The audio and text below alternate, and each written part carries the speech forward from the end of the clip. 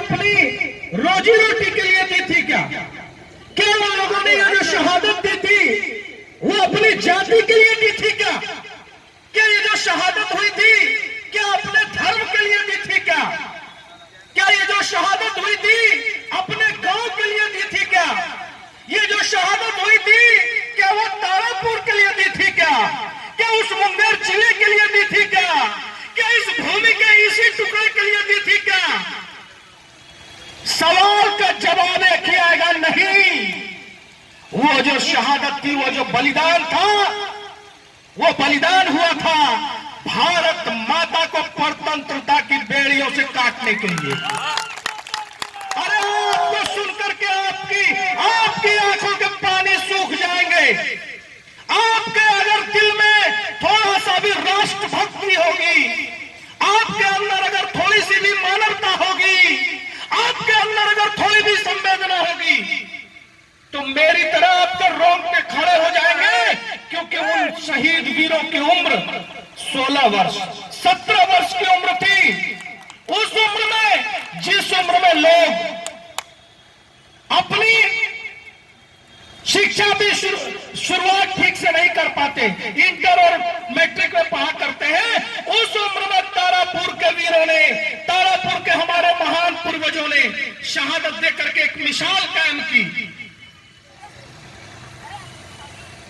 किसी ने लिखा है मसाले भी जली है, मसाले भी जली है और कायम है मिसालें भी। मसाले भी जली है और कायम है मिसालें भी। एक दिया जलते रहना चाहिए हर शहीद के घर, एक दिया जलते रहना चाहिए हर शहीद के घर। तारापुर की इस पवित्र पावन भूमि पर रहने वाले हम सभी नागरिकों का कर्तव्य बनता है। आज वो दिन नहीं है, आज भारत गुलाम नहीं है। चाहे लाख कुछ लोग नारे लगाए हमें चाहिए आजादी, लेकिन आजादी मिल चुकी थी। और उस आजादी की कीमत मैं याद दिलाना चाहता हूं। आजाद हवा में हम सांस ले रहे हैं, आज हम खुलेआम अपनी बात रख रहे हैं, आज हमें अभिव्यक्ति की स्वतंत्रता है, तो उसका एकमात्र कारण है 1932 के अंदर 15 फरवरी के दिन दोपहर को जब हमारे पूर्वजों ने धावा बोला था, तो उन्होंने ये नहीं सोचा था इस घटना से क्या परिणाम होगा।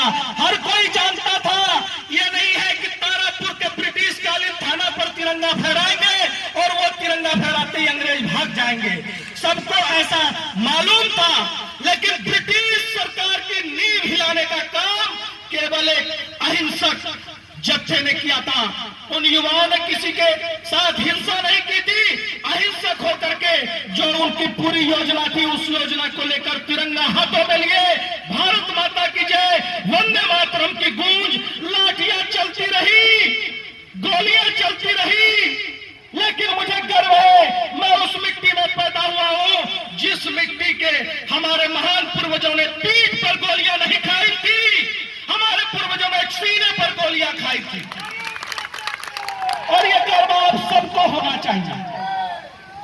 मित्रों, मैं इस घटना के इतिहास को भी संक्षिप्त रूप में आपके सामने रखूंगा, उसके वर्तमान की भी चर्चा करूंगा और आजादी के बाद क्या कुछ हो सकता था जो नहीं हुआ इस तारापुर की धरती पर, वो हमें और आपको मिलकर के करना है। उन सारे विषयों से आज आपको अवगत कराऊंगा। इतने वक्त तक आपने दिल थाम करके मंच से लोगों को सुना है। मैं चाहता हूं कि आपकी आवाज, आपकी संवेदना, आपके दिल को टटोलना चाहता हूं, दिल तक पहुंचना चाहता हूं। तो एक बार उन शहीद वीरों के लिए, हमारे यहाँ पर जो उनके परिजन आए हुए हैं, उनके लिए मैं करबद्ध प्रार्थना करता हूं। एक बार भारत माता का जयकारा फिर से लगाइए, बोलिए हमारे साथ, भारत माता की, भारत माता की। दोनों मुट्ठियां बंद करके नारा लगाइए, तारापुर के अमर शहीद, तारापुर के अमर शहीद, तारापुर के अमर शहीद। आज क्या है,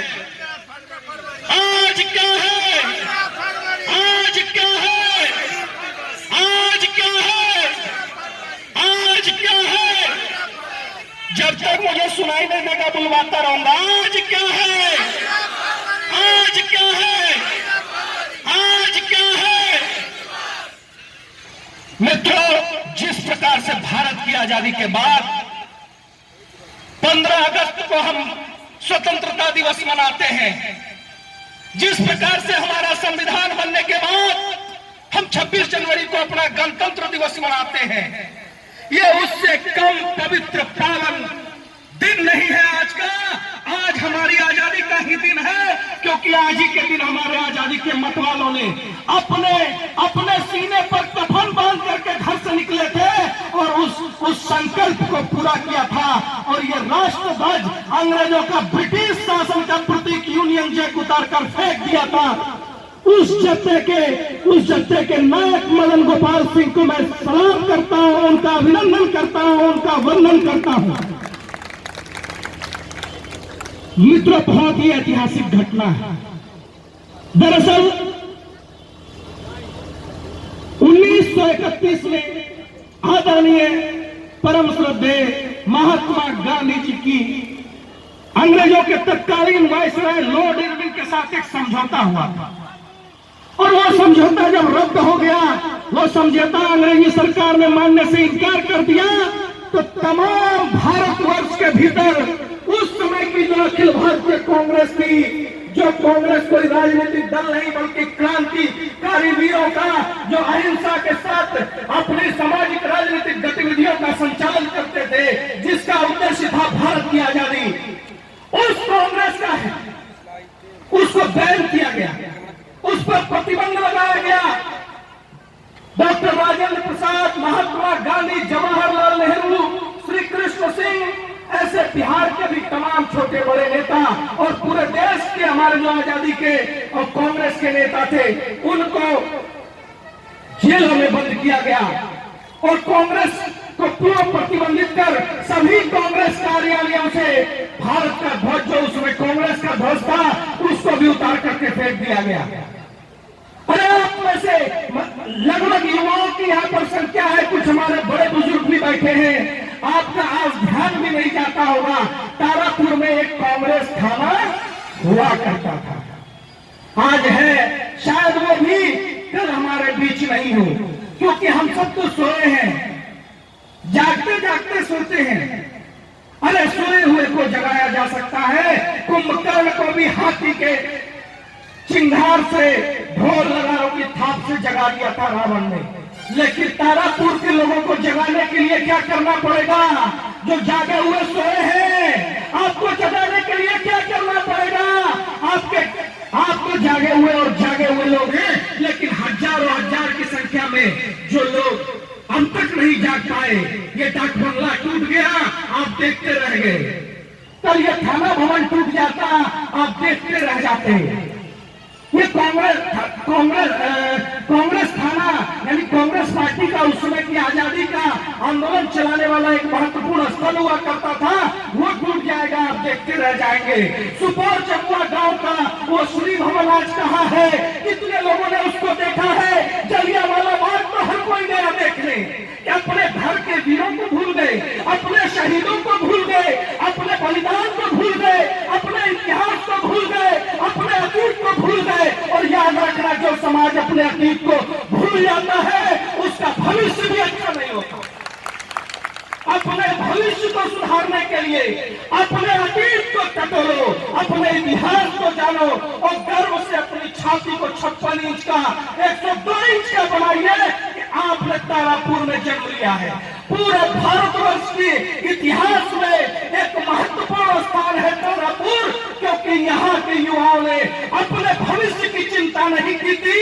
वो 16 वर्ष के 17 वर्ष के युवा वो भी चाहते थे अपने परिवार के भरण पोषण के लिए, अपनी व्यक्तिगत जिंदगी को सुधारने के लिए जी सकते थे, लेकिन उन्होंने ये मंजूर नहीं किया।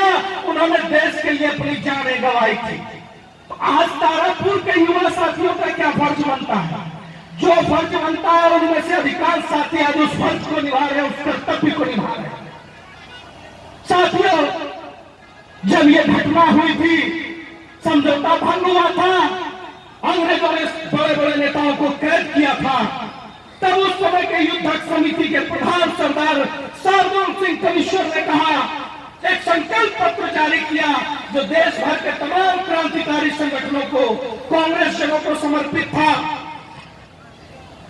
संकल्प पत्र में यह आह्वान था कि 15 फरवरी 1932 के दिन पूर्व नियोजित कार्यक्रम निर्धारित करके, जैसे आज हम लोग निर्धारित किए एक सभा करने का, यहाँ बैठे हैं, उसी तरह से पूर्व नियोजित कार्यक्रम करके एक 500 लोगों का एक जत्था तैयार हुआ और उसमें 5 लोगों का एक धावक दल तैयार हुआ, जिनका काम था तारापुर थाना भवन पर धावा बोल करके, वो अहिंसक थे, वो सर पर कफन बांध करके निकले थे, सीने पर गोली खाएंगे लेकिन भारत माता की इज्जत को बचाएंगे, भारत माता को भेड़ियों से जकड़ने वाले अंग्रेजों को मुंह तोड़ जवाब देंगे और थाना भवन पर सांकेतिक रूप से तिरंगा लहराएगा और यही भारत की जीत होगी।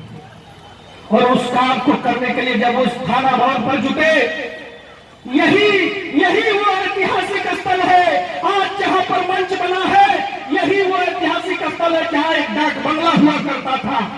और यह तारापुर का थाना 1915 ईस्वी में स्थापित हुआ। 1932 की घटना का मैं जिक्र कर रहा हूं। और यह थाना भवन 100 साल 105 साल के आसपास का है। उस समय यहाँ पर तत्कालीन ब्रिटिश कलेक्टर यानी डीएम मिस्टर E.O.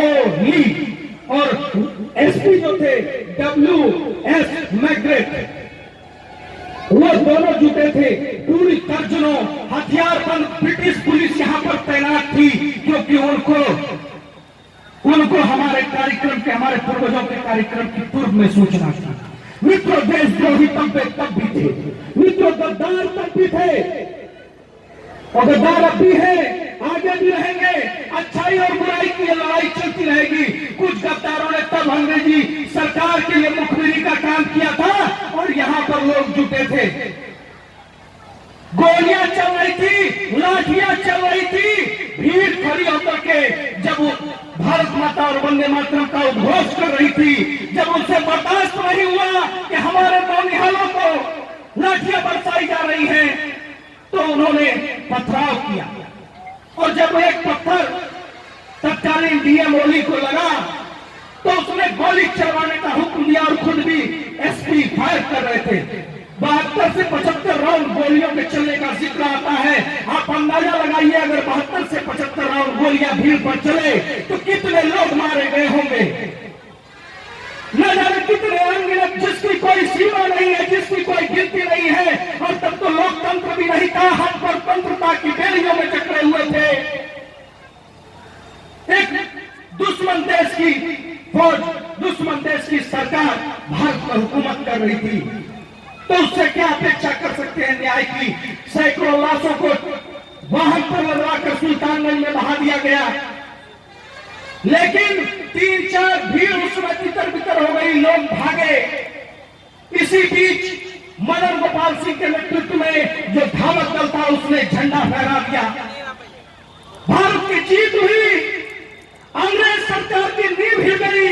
तत्कालीन प्रधानमंत्री जो ब्रिटेन के थे उसने कहा इस घटना के बाद एक अपने अधिकारियों से कि वेयर इज तारापुर, तारापुर कहां है, इसे भारत के नक्शे से मिटा दो। लेकिन मित्रों, मैं फिर एक बार गर्व के साथ कहना चाहता हूं कि तारापुर को तो नहीं मिटा पाए, तारापुर को नहीं मिटा पाए, लेकिन वो ब्रिटिश सरकार को हमारे पूर्वजों ने मिटा कर रख दिया, उखाड़ कर फेंक दिया। केवल 1932 में ही नहीं, आने वाले समय में जब गांधी जी ने करो या मरो का नारा दिया, जब कहा डू एंड डाई, जब कहा अंग्रेजों भारत छोड़ो, तो उस सन 1942 के आंदोलन को भी तारापुर के लोगों ने मजबूती से लड़ा। उस समय भी यहाँ पर शहादत हुई, पर उसके हमारे बेलहर में आज भी वहां पर 1942 के लोगों के शहादत का स्मारक है। मैं उन तमाम जगहों पर घूमता रहता हूँ, ढूंढता रहता हूँ, क्योंकि ये बड़ी लड़ाई है। इतिहास को भूल जाने वाले कभी आपको आने वाला इतिहास माफ नहीं करेगा। दिनकर जी ने लिखा है, जो तटस्थ है समय लिखेगा उसका भी इतिहास। अरे आज समय है जागने का, जग जाइए। घटना हो गई, मैं फिर से घटना पर जा रहा हूं, घटना हो गई, लोग चले गए। 3-4 दिन बाद जब लोग आए तो जो कुछ लाश वो बचा पाए, ढूंढ पाए, उनमें से 34 उसकी गिनती थी और मात्र 13 लोग ऐसे थे जिनके पार्थिव शरीर का, 13 वीरों का आज नाम पता मालूम है। और मुझे बहुत ही अफसोस होता है कि उनमें से उस समय तारापुर में वो तकनीक नहीं रही होगी, उस दौर में उनमें से किसी की आज एक तस्वीर भी शामिल नहीं है। और आज कुछ अगर बचा है साथियों जिसको आप और हम बचा सकते हैं, जिसको बचाने के लिए मैं आज आप सबके बीच में आया हूं, जिसको बचाने के लिए युवा ट्रस्ट के माध्यम से पिछले 8 वर्षों से लगातार हम लोग प्रयास कर रहे हैं। अगर आज कुछ बचा है उन शहीदों का, तो वो तारापुर का थाना भवन बचा है, वो ब्रिटिश थाना भवन बचा है। एक बार हाथ उठा करके बताइए कि क्या वो थाना भवन को बचाना है कि नहीं? उस थाना भवन को राष्ट्रीय धरोहर होना चाहिए, होना चाहिए। साथियों, आज वही विरासत बची है। आप में से बहुत सारे लोग कभी ऐतिहासिक स्थलों पर गए होंगे। पास में ही ऐतिहासिक अंग क्षेत्र का ऐतिहासिक और पौराणिक विश्वविद्यालय है, विक्रमशिला विश्वविद्यालय। आप में से बहुत सारे लोग वहां गए होंगे और आपने क्या देखा? विक्रमशिला विश्वविद्यालय में कोई मार्बल लगा है क्या? वहां कोई ताजमहल है क्या? वहां कोई बड़ी बिल्डिंग बना दी गई क्या? नहीं, वहां है वही टूटे फूटे खंडर। बावजूद इसके हजारों लोग क्या देखने जाते हैं? लोग अपना इतिहास देखने जाते हैं, लोग अपना अतीत समझने जाते हैं, लोग अपने पूर्वजों की कृतियों को समझने जाते हैं। उसी तरह से इस तारापुर के ऐतिहासिक थाना भवन को जब हम, आप और देश और दुनिया से इस रास्ते होकर गुजरने वाले लोग देखेंगे, हमारे आने वाली पीढ़ियां देखेंगी, धर्मवीर जी के माध्यम से उनके कार्यक्रम के संयोजन में आज जो बच्चे, जिन स्कूलों के बच्चे उस भवन को देखने गए, वहां पर पुष्पांजलि किया, उसके मन में अतीत के प्रति एक गर्व का भाव होगा, अपने पूर्वजों के प्रति एक सम्मान होगा और आने वाली किसी भी गुलामी की स्थिति को लड़ने के लिए उससे डटकर मुकाबला करने की हिम्मत उसके अंदर पैदा होगी। साथियों, इतना आसान नहीं होता है और मैं बार बार आगाह करना चाहता हूं, जिस समाज ने भी अपनी विरासत को भूला है, अपने अतीत को भूला है, उस समाज की स्थिति बहुत ही खराब रही है। जांच चाहिए। और यह सारी घटना हुई तारापुर के भीतर। आजादी यहां भी मिली, लेकिन आजादी के बाद जो उचित सम्मान हमारे शहीदों को मिलना चाहिए था, हमारे वीरों को मिलना चाहिए था, वो सम्मान नहीं मिल पाया। हम भी बचपन में यही पढ़ते थे, इस स्कूल से, इस रास्ते से होकर के जब भी हाई स्कूल जाते थे, मेरिट सेंटर जाते थे, क्योंकि लगभग तारापुर के सभी स्कूलों में एक साल पढ़ लिया हूं, तो आते जाते हम भी देखते थे कभी न कभी वहां पर कार्यक्रम हो रहा, लेकिन हमें भी नहीं समझ थी, मेरी भी उतनी ही समझ थी जितनी आपकी समझ है। हाल के वर्षों में 2010 में या 11 में मैं दिल्ली में था और एक कार्यक्रम में मुझे बतौर अतिथि आमंत्रित किया गया था। वो कार्यक्रम था उत्तर प्रदेश के गाजीपुर जिले में भी कुछ लोग अहमदाबाद तहसील में शहीद हुए थे। केवल 2 लोग शहीद हुए थे और 5000 से अधिक लोगों की संख्या दिल्ली के ऑडिटोरियम में जमा हुई थी। हमारा भी सपना है एक न एक दिन, आज नहीं तो अगले वर्ष नहीं तो उसके अगले वर्ष कभी पटना और दिल्ली में भी तारापुर के शहीदों को हजारों की संख्या में हम नमन जरूर करेंगे। और मैं आपको बताते हुए बहुत हर्ष हो रहा है कि अभी कुछ ही क्षणों बाद शाम में जंतर मंतर पर नई दिल्ली के अंदर मेरे कुछ युवा ट्रस्ट के कार्यकर्ता वहां भी आज शहीदों को याद करने वाले। मित्रों, जब उस कार्यक्रम में मैं गया तो मेरी स्मृति में वो बातें आई कि कहीं शहीद स्मारक हमारे तारापुर में भी बना हुआ है, उसका इतिहास क्या है, थाना भवन तो हमारे यहाँ भी है, फिर हमने उसके विषय में टटोलना शुरू किया, उसके विषय में पढ़ना शुरू किया। पूरे इंटरनेट के अंदर मात्र एक आर्टिकल था। हमारे यही के स्थानीय पत्रकार है, यहाँ के पत्रकार है जो पटना में रहते हैं, संतोष कुमार सिंह, उनका एक आलेख अंग्रेजी में मुझे मिला और उस आलेख को पढ़ने के बाद मेरी थोड़ी बहुत समझ बनी तो मुझे मालूम चला कि 1932 के दिन कुछ लोग हमारे यहाँ शहीद हुए थे जिनके नाम पर एक स्मारक बना है। मुझे बहुत ही गर्व हुआ और 2012 में, 2013 में, 2014 में लगातार हम लोग भी छोटी छोटी संख्या में 25 लोग, 50 लोग, 100 लोगों की संख्या में उस स्मारक पर जब सरकारी कार्यक्रम हो जाता था तो हम लोग भी जाके पुष्पांजलि किए, क्योंकि सरकारी कार्यक्रम तो सरकारी है, वो तो सरकार के सिस्टम से चलता है। बड़े बड़े बाबू आएंगे, बड़े बड़े लोग आएंगे और उनके हिसाब से चले जाएगा। धीरे धीरे कार्यक्रम में मैं मंच पर उपस्थित ऐसे तमाम अपने अग्रज भाइयों का और कई अन्य भाई हमारे पत्रकार के, मीडिया के भी हमारे बड़े भाई उपस्थित हैं। आप सबके सहयोग से, मार्गदर्शन से इसकी और जानकारी इकट्ठा हुई और उन जानकारियों को इकट्ठा करते करते मेरे दिमाग में एक बात खटकी कि आखिर ये लोग जो शहीद हुए थे, जिनके नाम पर स्मारक बना है, ये घटना क्या थी, ये लोग क्यों शहीद हुए थे। सारे लोगों ने बताया, सारे मेरे से वरिष्ठ हैं, अग्रज हैं, अनुभवी हैं और जहां भी किताबों में जिक्र है, मैं आज आप सबको मंच के माध्यम से एक पुस्तक दिखाना चाहता हूं। बिहार हिंदी ग्रंथ अकादमी पटना, ये बिहार सरकार के माध्यम से मानव संसाधन विकास मंत्रालय भारत सरकार ने भी इसको एफिलिएटेड किया है और इस पुस्तक का नाम है बिहार में स्वातंत्र्य आंदोलन का इतिहास भाग 2। ऐसे तमाम किताबों को जब हमने पढ़ा, आज सभा स्तर पर भी आप सबकी अनुमति हो तो 2 मिनट इस किताब के कुछ पन्ने पढ़ना चाहता हूं।